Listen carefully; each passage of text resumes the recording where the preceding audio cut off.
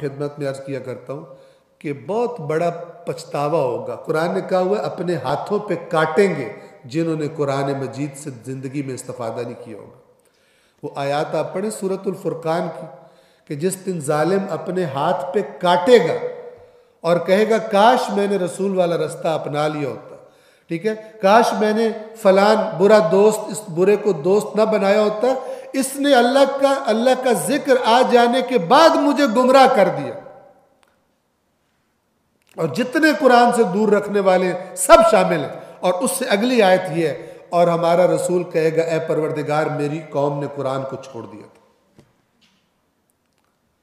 پوری تصویر یہ ہے. اس وقت لوگ ہاتھوں پہ کاٹ رہے ہوں گے کیوں اتنی اللہ کی عظیم نعمت ہمارے پاس تھی اور ہم نے اس کو لفٹ نہیں کرائی, اور ڈگڈگیاں بجانے والوں کے پیچھے ہم ان کے سامنے بیٹھ کے ناچتے ٹاپتے رہے اور اللہ کی کتاب کو لفٹ نہیں کرائی.